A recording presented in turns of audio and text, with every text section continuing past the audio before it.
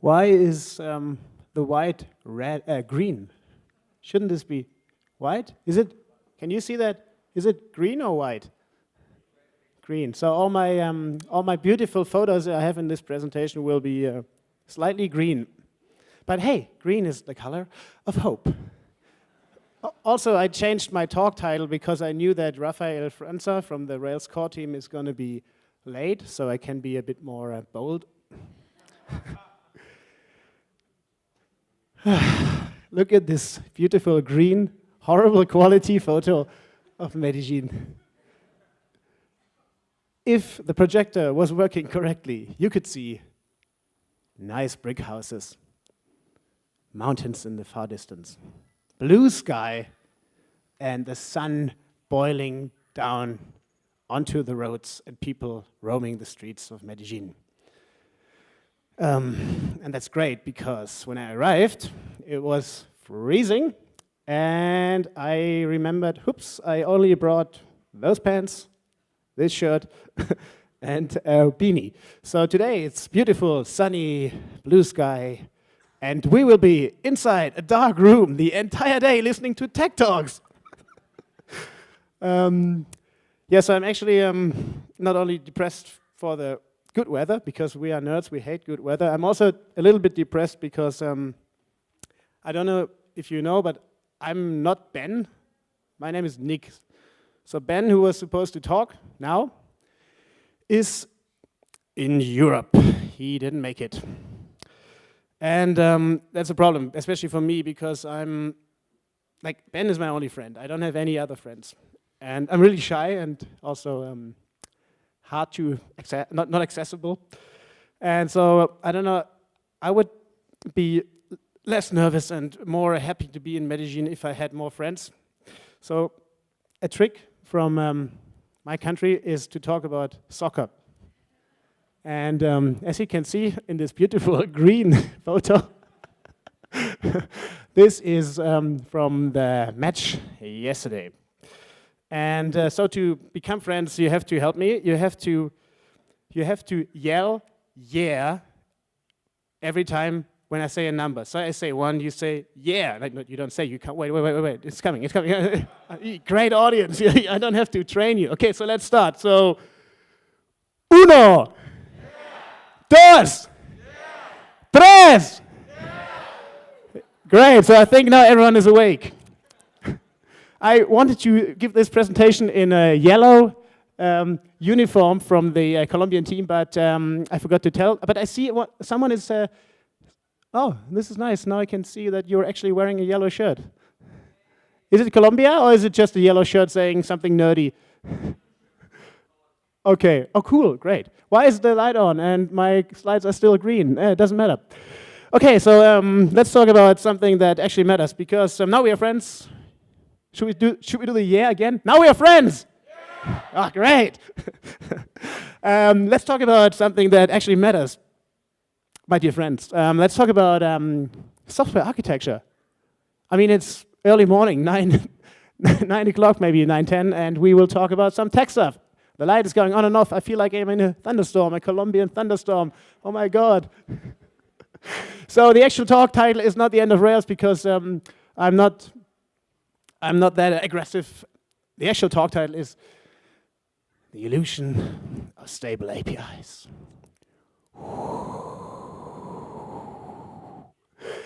I want to talk mostly about APIs. I want to talk about lots of stuff, but I'm not allowed to because we have code of conduct and all that stuff.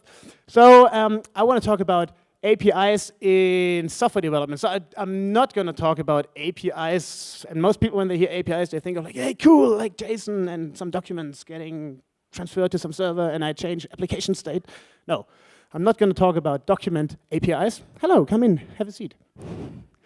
I'm going to talk about APIs on the programming level. Yeah, so an API is something you all use every day, because I suppose everyone here is a developer or has seen some code in their lives before. Yeah, that's great, because so when it comes to APIs, it can be a document API where you change application state or you query from an application using a document. An API can also be something like a method that helps you to, I don't know, send an email or something. Yeah, that's an API. So the method hides the implementation from what actually happens from you. And but an API can also be something like an object that responds to several methods and exposes certain behavior, okay? So an API is not only writing or reading from some data source or anything. An API can also be, hey, come in, don't be shy. We are all friends already. How awkward, but that's when people come late. Punishment, German precision. So what was I talking about? Not cuckoo's clocks, yeah, APIs. So we had this, so an API can also be what an object looks like. What, well, that's really rude, they're introducing themselves to other people, but not to me. Anyway, so an object exposes an API. The way I communicate, the way I invoke behavior on an object is an API. So methods, objects, but an API can also be the way you structure objects, yeah? The way objects or functions interact with each other and the way you provide functionality to your code user. Yeah, and the whole point about APIs is provide functionality, but don't tell me how it works, because that's the whole point about abstraction. Yeah, so an API is an abstraction, and in case of a power plug, for example, I have no idea what's going on. I mean, I know there's like plus and minus, and I know that it's like voltage and this kind of stuff. I learned it in school. I forgot it already because I had too many cervecitas. But so what actually happens behind the scenes, I don't care, yeah? So I use the power plug and I get power. So I get behavior without knowing what's going on. I don't know how power plants work and I have no idea about voltage. I only know that it kills you when it's too high. Welcome. But the thing is, since an API is an abstraction, I don't have to care about this. And this is awesome. So APIs are amazing, and we all use APIs every day because we don't want to reinvent everything over and over again. But it's really important to understand that an API is not only the method signature of, let's say, the form for helper in Rails, but is also the way I structure objects, the way objects behave amongst each other, and the way I structure entire object graphs, and then I don't know, the way I structure my application. That's all part of my API. And what's important about APIs is not only that they abstract behavior or implementation technology, it's also important that you stay up to date with your requirements, yeah? So there's no point in, hello, come in. There's no point in having an API, defining it as stable, and I want to remind you again, we are talking about methods, about objects, about how objects interact. So saying this is perfect, and now we have a stable API. Let's build a lot of features. It is really important that you constantly, I don't know, analyze your requirements and refine your API. So here an example, a login box is basically an API to access a certain system. And that was great. Everyone understood, cool, I have a username, I have a password. It's like, you know, back in the, I don't know, medieval ages, you had like this password when you wanted to come into, I don't know, like a tavern or something. So we do the same for modern software. And that was great. And everyone was like, cool, I have my username, I have my password. And then someone said, hey, but wait, actually it's really awkward to always remember this password. And I sometimes mix up my username because I have 700 emails. Let's allow to connect with Facebook or GitHub or Twitter, and let's allow to connect this to this system with one click. So basically what happened was they extended the API. Yeah, so they extended the login API, like in an abstract, metaphorical way, and allowed us to connect or log in with a single click. So those guys, whoever invented this one-click sign-in was great, because I always forget my password, but was also great because they realized we have to change APIs when the requirements change. Yeah, people get dumber and dumber. People forget their passwords. So let's allow them to log in with one click. And it's great because Raphael is not here, right? Raphael, are you here? So I can rant about Rails and I don't have to be sorry. So when it comes to systems like or framework APIs like Rails, Rails is extremely complex. Yeah, it has a bunch of method APIs and object APIs and the way objects interact.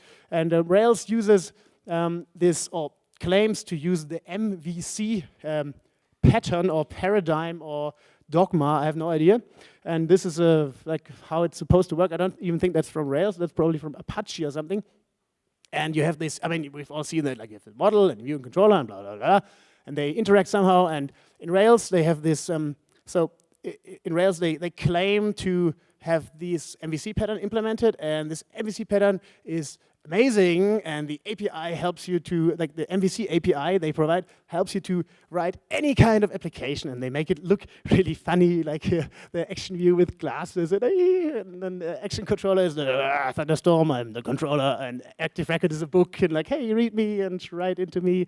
I'm so nice. And so you have like 3 little kids, and this is basically how you write software in Rails. Yeah. So MVC is totally fine, and it looks beautiful, and and that's our API to write complex software. And also, so I don't understand this diagram. You don't have to. But this is basically how MVC in Rails is supposed to work. I mean, we kind of understand it. It's like there's a route, and then you have a request, and the request says, "Hey, controller, I want to." What does it do? I want to see all the posts, and then the controller will do something, the model will do something, the view will do something. So basically, you have 3 layers MVC, and that's because Rails says MVC is enough. You have 3 layers to implement this workflow. Okay. First person is leaving already. That's my record. Only 10 minutes. Maybe it's because he's allergic to green. Okay.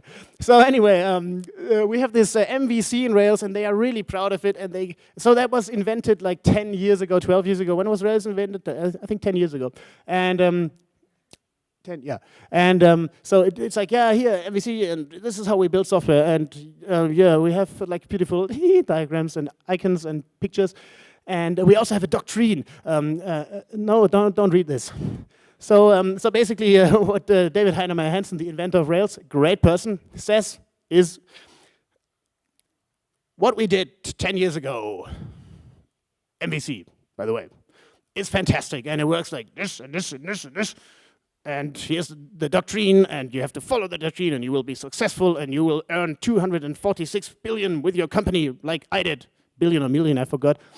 And this is because we have MVC, and we built this 10 years ago, and it is awesome. Yo. And then we have other people, they say, like, hey, actually, it's not that cool, the MVC stuff, because like we end up writing like weird code. We don't really understand what we're doing because Rails is abstracting stuff from us, but it's abstracting in the wrong way. And then, you know, like Mike Perm, for example, a great person as well. It's like it takes normally 2 to 3 years for Ruby developers to realize, hey, Rails is only Ruby, and I'm actually, a controller is an object, but you don't understand it because the abstraction the controller provides is not ideal, okay? And the problem is also, I'm so glad this projector is bad quality because you can't read it. So this is, for example, what is it? I think it's a view.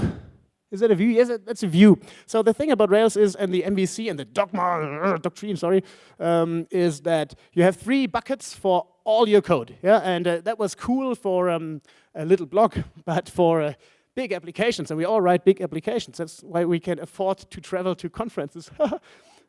So when you have big applications, 3 abstraction layers, MVC, are not enough. I mean, they are enough when you're happy with huge, massive views with like lots of ifs and else, and to make them reusable and polymorphic, air quotes. And I don't know, they polymorphic code sitting in the view, decorator code sitting in the view because we don't have the abstraction layers. So you have like massive views, and that's in every Rails project. You have, this is a controller, I can tell because it has def create. So controller is the same problem. You have lots of code sitting in the controller, you know, authorization, authentication, polymorphic handling, model code, persistence code, validation code. You have parts of your post-processing or callbacks logic sitting in controller. So the controller actions grow massively. Come in, we are talking about MVC. Yeah! So views grow, controllers grow massively because we don't have any place to put the other code. So it's really hard to tell where does this code go. And then the same in models. Models is my favorite thing. So the models code will have, again, like authorization code, polymorphic dispatches, state machines, I don't know what kind of stuff, validations, callbacks getting triggered when you don't want them to getting triggered, and all this kind of stuff. And this is all nice and well. I mean, Rails has helped us to write a lot of applications, and that is awesome. It is also why we all are here, which is great. What I'm trying to say is the abstractions that Rails gives us are 10 years and more old. And they are not doing the best job to update those abstractions. They are creating an illusion of a stable API, of an API that doesn't have to change because it is great and it works. And it does actually not work because, I don't know, my job is a refactoring expert. And I see this kind of code in every company I go to. And they always say, yeah, we try to go the Rails way, but it doesn't really, like, we don't know where to put this kind of code. And they start crying. And then I hug them and say, hey, it's okay. So the problem is that people cry, and people cry because they don't know how to structure their code. And that is because the abstractions that Rails gives us are not sufficient for complex software. And you might think, I'm an asshole. And you're right. Because I rant about this stuff and I say, this is bad, and this is bad, and David Heinemeier, and that's true. But what I'm trying to point out is not that Rails is not good. What I'm trying to point out is that we want better stuff to write software. And that even Rails, with its world-famous developers and super smart people in the Rails core team, and they do a great job in working on that kind of stuff, even those people have to admit that we do not meet the requirements for modern software anymore. Yeah. So 10 years ago, Rails was great. Now we have created many projects with lots of code deserts and kind of disastrous structuring. And this is because Rails is still obsessed with MVC. Yeah. So even though MVC is a really primitive pattern, it is still said to be the problem-solving paradigm for software. And on one side, this is cool because no one wants to change their own software, their own APIs every day. But on the other side, we have lots of problems in Rails applications. And they are there. And you don't have to say, I don't have any problems. If you have no problems with Rails, you are amazing. So for example, I give you a really simple example why we need more abstraction layers in Rails. Active record on a nice green backdrop. It was actually working in the test run. Now something is broken. It's probably because I'm running Linux. It's always Linux. It's always Linux. When it doesn't work, it's Linux. So we have this active record base class, you know, for persistence code. What was that? I thought some cheeky comment, but we have this active record base class, and it's really common, or it's also really cool actually, to have validations for incoming data sitting in the active record model. Yeah, you say something like the name has to be 20 characters long. It doesn't make sense, but it's just for simplicity. I'm not saying that anyone here is stupid. I'm just trying to give a simple talk. Okay. The email has to be email format. Actually, that's a bug, and the compiler would say this is wrong, but it doesn't matter. And the age has to be numerical. Here we go. English is a hard language, but German is harder. So, so you have the validations for input in the model, and that's great. So when you create a new user object, for example, you say user.create. You say name is Seb or Sebastian. The email is Seb @ so it's not an email, and the age is 21. Hello. This will of course break in a green explosion because the validation will say, hey, the email is not email and the name is not 20 characters long. And that's pretty cool because you can make sure that input is sane before you write it to the database. Because once it's in the database, you can't get rid of it. Okay, so that's great. So you have the validations in the model, and that was invented 10 years ago, and that worked kind of okay. And then someone said, hey, by the way, if I'm an admin user, yeah, different context, I still want to be able to create users, but this time I actually want to have I want to have an arbitrary length for the name. So normal users have to have a name with 20 characters. Admins can create users with an arbitrary length. So I don't want this length 20 validation to be applied when I'm an admin user, okay? So what Rails, so we have two different contexts. Admin wants to create user, normal user wants to create a user. Rails didn't, or Active Record didn't think about this before. So what they did was, okay, we have all this stuff sitting in the model. Let's just do ifs and else. So I can basically say, validate that the name is 20 characters, but only if the creator is not an admin. Yeah, so you start adding ifs and else to your validation code, or to your declarative code, because it all sits in the user model, and the user model is used in any context, for admins, for users, whatever.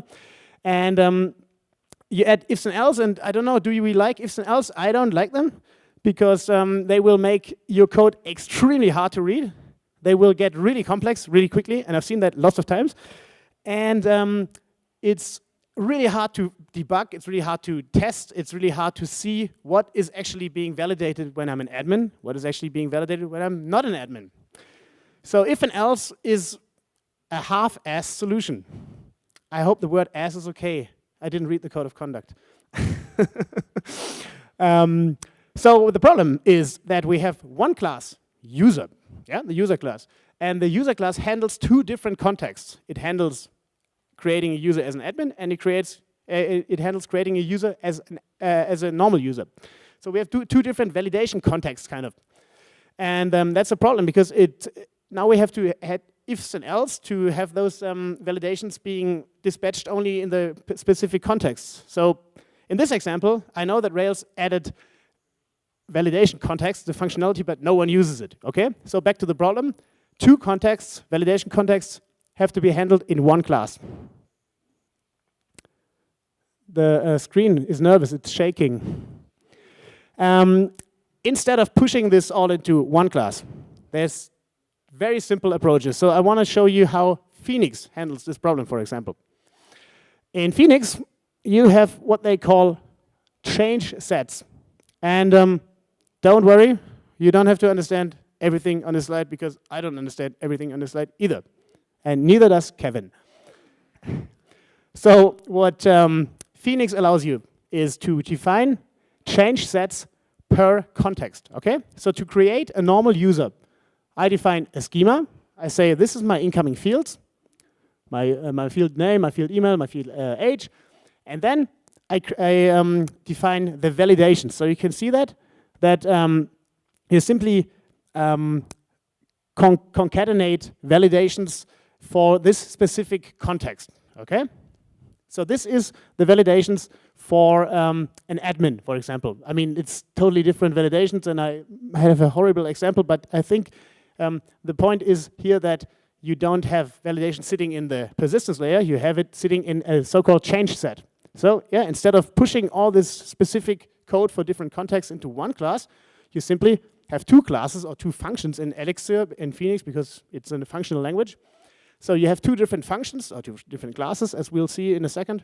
And you can easily handle totally different validation contexts with those two different assets. So yeah, instead of relying on my model as the only abstraction layer, I introduce a new abstraction layer called change sets. So it's really, really simple to add something to something existing in Phoenix.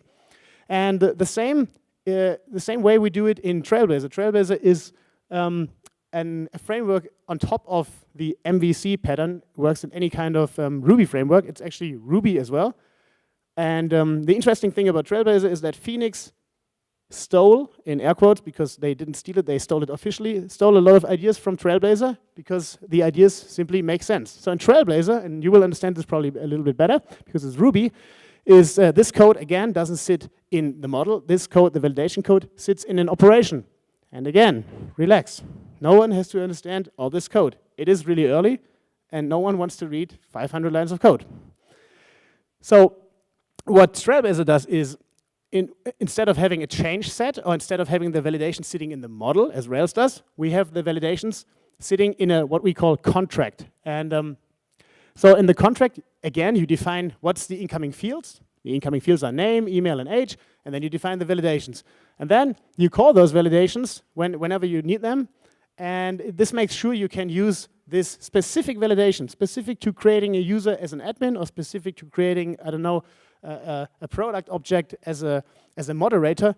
You can call this specific validation whenever you need it. Okay, so again, the same idea. Instead of having the different contexts implementations in one class, you simply have two classes. Yeah, and you can inherit validations to other classes. You can use compositional techniques to share code. You can use the Ruby modules. So, but the idea is, instead of forcing code to sit in the model, because MVC dogma by David Heinemeier Hansen doctrine, says we only use MVC, and if you use something else, you're doing it the way Java does it, and that's wrong. So I think that is really, really, really dangerous. So what we do is, or what many other frameworks do, is you simply add additional abstraction layers. Hello, welcome. Here you are, man. I was talking about you. Okay, now I have to tone down the Rails bashing. Okay, so again, we don't put this code into one single asset, into one class. We have two separate classes. Really simple trick for adding a new abstraction layer without destroying existing stuff. And I don't know what's so hard about this, to add abstraction layers. I personally think it makes sense. And it makes sense because lots of other frameworks pick up the idea. It is still a problematic thing to do in the Rails core team, in the Rails code, and we will ask Raphael later why this is so hard to get a couple of new abstraction layers. By the way, it's Raphael's birthday today. So a big yeah! Woo! Perfect timing. I don't know, this was not planned, the timing. Raphael in a green shirt, or is it red? Okay, something, so I like to talk about abstraction layers in context of Rails because Rails is so funny about abstraction layers because they don't add new ones. They still say, look, oh, MVC. So here's another cool example. Actually, in this example, they added an abstraction layer, but not in the best way. So we have validations sitting in the model saying, my input has to look like this and this and this. And we also sometimes have the problem that we want to have validations and we want to say, only this and this and this field is allowed to be persisted. Any other input, don't let it get into the model, okay? So what they did was they came up with iter accessible. I don't know if is it the correct method name? It's really old, so it's deprecated. And so they basically allowed to define what input fields are allowed for write operations. And it's the same problem. So the code sits in the model. And then you have this list defined for when a user creates a user, a normal user, they should be allowed to have name, email, and age. But if an admin creates a user, for example, different context, I want this admin to be allowed to write just any code to any field to the user model, okay? So I don't want this restriction. And this, again, the same problem. So I don't even know how they fixed it. There is if so else allowed in iter accessible. What they did, and that was good, that was great. Rails added a new abstraction layer called strong parameters. So instead of having this code in the model, this code now sits in the controller and it's defined per context, okay? So if I create a user as an admin, I will need my strong parameters object, and if I create a user as a normal user, I will need a different strong parameters object. And this is not perfect, but here the guys realized, okay, actually, was it DHH? Hooray to DHH! But he did it not the way I wanted it. So they realized, okay, hetero-accessible only allows to set fields for one context. But what if we have several contexts, admin or normal user or whatever? Well, let's have this new strong parameters object per context. Yeah. The problem now is, so this idea is great. It's a new abstraction layer. It doesn't hurt anyone. It is optional. And you can still use hetero-accessible if you want that. But it is basically progress because we realized, okay, this is not enough. Let's add something new. The problem now is that we have validation code and the accessible code sitting in the model because we have validations in the model. We have some validation code in the controller because strong parameters lives in the controller. And instead of having this shared, why don't we just have one class where we keep both? Yeah, where we keep validation code per context. So this is maybe too aggressive for Rails, but basically that's exactly what happens in Phoenix or in, we were talking about Phoenix, you missed it. Or in Trailblazer. Yeah, so in Phoenix, this was yellow when I designed it, now it's green. Okay, the green joke is getting old. So in Phoenix, in change set, you basically say, here, this is the fields allowed to go into the model. So you basically have that validation code and the accessible code sitting in one asset, in one class, in one function. And it's the same in Trailblazer. So we don't say have some code sitting in the controller, strong parameters, have some code sitting in the model, validations. We just have validations and the fields, the green marker. So by defining the fields in a contract in Trailblazer, you basically say, no, not basically, you definitely say, I only want those fields to be processed. So in both Trailblazer and Phoenix, a new abstraction layer combines both behavioral aspects. And I think in this case, it makes sense to combine those because it just doesn't make sense to have validation code in controller and model. Okay? So it's really important when you add abstraction layers that you think about, does this new abstraction layer make sense the way it is, or do I even have to be a little bit more aggressive and make this new abstraction layer, or this new object, or whatever, combine existing stuff?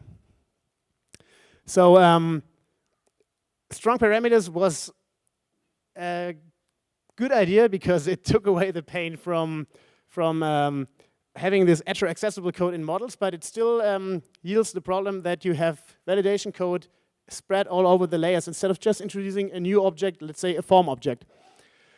Another thing I really love about Rails is concerns. Have you heard about concerns? Because every time I create a new Rails project, the first thing I do is remove turbolinks, and then I remove app concerns. So what concerns are is basically modules. So it's additional logic to extend your application, yeah, behavior and persistent logic or whatever. So the idea is, I think your friend is up there. Hello, I'm Nick. I'm Ben actually. So the idea in Ruby in general is you have a class and you include some module, and this will add methods and functionality and behavior to that object or to that class and then to the object eventually. That's great. The problem is that concerns overuse this. So now the idea is, let's add a lot of functionality to one class. And because that's cool, because now the class does everything I want, but my code is awesomely structured into modules.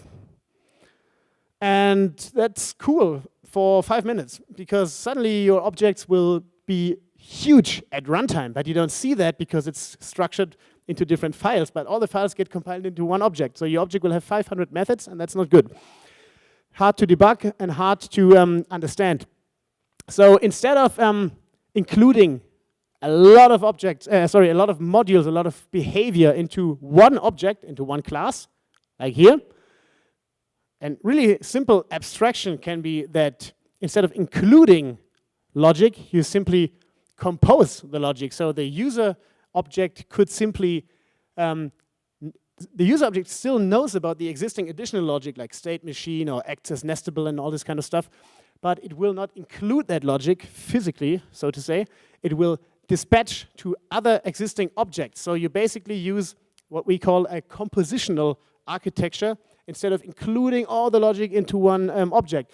And the problem about concerns in Rails is that people really think they are doing it right, because now the code is structured cleanly into separate modules, but all those modules get included into one object. So people don't even think about having separate objects and composition, because according to the Rails doctrine, many objects are bad because this is what they do in Java. So that's not funny. And even better, instead of having this user object know everything about the additional logic, is you could simply have an additional object. Hey, Rafa, this is the stuff we're going to drink tonight. Aguardiente. Usually we drink cachaça. No, we're not alcoholics. No, don't get this out on Twitter. So instead of having the user object know about this compositional stuff, you could even go further and introduce a new object. In this example, it's the Aguardiente object, which is the composing the orchestrating object to handle user in combination with state machines, user in combination with access nested set or whatever. So this is basically a really radical approach. It's actually not a radical approach. It's simple object-oriented programming. And it completely decouples logic instead of making people include lots of modules into their model codes or into their controllers, and then you will totally lose track which method does what. So this is, for example, how we do it in Trailblazer. What an operation does is it orchestrates between all the different behavioral assets or objects, and the assets, the objects that give us the logic, don't even know that they are being orchestrated. So this is a way more maintainable abstract architecture. Yeah. So instead of using the most primitive pattern in Ruby, which is including modules, we extend our API, and this time I'm not talking about the method API, I'm talking about how I structure my objects. We extend the API by introducing something like orchestrating objects. And this might sound like I'm a crazy, I don't know, university professor who has no idea about software development, because most people who work in university don't have any idea how to write real software. I'm talking about my own professor. I had to explain how REST works to him. So the thing is, this might sound really crazy, like, oh, I just did Ruby for 1 year, I have no idea how to use orchestration. It is really simple, and the problem is that when you start Rails, you don't learn what is an object. You don't learn how do I interact across objects, really. You only know there's controllers and models and some templates, which are views, supposedly. So it's actually really simple if you use the right, either the right structure, or if you just use an existing framework, for example, Trailblazer, which totally makes you write decomposed code with a nice orchestration, and this is absolutely not complicated. Like, we have people using this kind of code. They have been doing Ruby for I'd say sometimes they just started Ruby a week ago. So it's absolutely not hard to write this kind of code, and it will make your code way more maintainable. And maintainable code is great, because I had it so many times that I come into an existing project and I look at the code and don't understand anything, because the model has like 60 includes, and that's awesome because there's lots of functionality, but I didn't understand where happens what. So if you have a nicely composed object abstraction, you will understand how things work way, way better and easier. And what's pretty cool in Ruby 2.3, speaking about abstractions, is they introduced a new operator, the so-called lonely operator or safe operator, also known as Keanu Reeves operator. So what's pretty cool about this is, again, the core team, the Ruby core team and the Rails core team together did a great job. They picked up the idea, okay, so we often have this problem, I want to get some deeply nested attribute. Yeah, so I have to see, is there a user? Does the user have a profile? If it has a profile, get the thumbnails. If it has thumbnails, then get the large thumbnail. So you often write code like this when you have deeply nested code. And so this was a problem. People said, hey, this is not the right abstraction. Why don't we put this abstraction and new abstraction into Ruby to handle this kind of code? And so they added try in active support, and that worked great because you didn't have to do it manually anymore. With ends, you just use try, and it will go through and see if it's nil. It doesn't do anything anymore. So it's kind of interesting way to solve this. But then Ruby said, hey, let's do it in Ruby. This is way cooler. And they introduced the lonely operator. So they added a new abstraction to the language, and this is great. I mean, honestly, I'm not the biggest fan of the lonely operator. I mean, it's a great idea, and it's cool that we get those kind of concepts into Ruby. I actually would enjoy more if we had something like a keyword, a namespace keyword. So for example, when you have a class user derived from active record base, and this is in one file, and then you reuse this class for namespacing in another file, you have redundant code. And this sucks, and this sucks a lot if you use namespaces. So what I would love to see in Ruby is stuff like a namespace keyword, so you don't even have to know where user comes from. It just has to be there. This is kind of a motivational slide for people in Ruby core. Raphael, are you in Ruby core yet? Man, why am I talking about this stuff? So it's great that they picked up the idea of functional aspects like the lonely operator or the safe operator. I would love to see more stuff in Ruby. You're so late, guys. You missed the entire fun. So I would love to see Ruby being more and more aggressive about API changes and additions to make life easier for people who don't work the Rails way only. Yeah. So the idea of this talk was not to make Rails look really bad. The idea was to show you how Rails provides APIs to solve problems, and it does that in a great way. But this doesn't mean that it will be perfect for the next 20 years, okay? So as this slide says in a beautiful green tone, the APIs you create won't be stable, they have to change. And if stuff changes, if requirements changes, or if you figure out something in my software is really awkward, then you have to change the APIs. And it's not painful. It will create better and easier accessible structure in your code and objects and interfaces. So the best example is my login form. Since we have this button, I don't have to remember my password anymore. It's fantastic. And Rails is changing, but in my opinion, not enough. It's still like, hey, action view. So Rails should be more aggressive about adding and changing APIs instead of keeping this illusion of everything is stable and everything is great. And changing APIs doesn't mean to add new features like action cable and turbo links on top of something that is flawed. Changing APIs means to change stuff in the core itself. And even if you break existing code, and it will be painful to update, but at least you're changing the way you structure code, and we definitely need that in Rails, okay? So adding features on top is not what I'm talking about. I'm talking about changing the core, the meat of the framework. So when you change stuff, it doesn't mean you're breaking, it means you're basically innovating because you're keeping up with progress in your requirements, okay? So changing APIs, changing code structure is not wrong. And if you're interested in this kind of stuff and you're doing Elixir, which you should not be doing because this is a Ruby conference, check out the Phoenix framework. It's pretty awesome. If you're doing Ruby, which is pretty cool because this is a Ruby conference, you should check out Trailblazer, which is a Ruby framework. And it works with Rails. And I also like beautiful green sunsets. And I also like you guys. It was great, and now that we are great friends, we can all hang out tonight and tomorrow and on, I don't know, Monday or whatever. And if you have questions, I'm here also on Twitter. And thank you, you've been a great audience.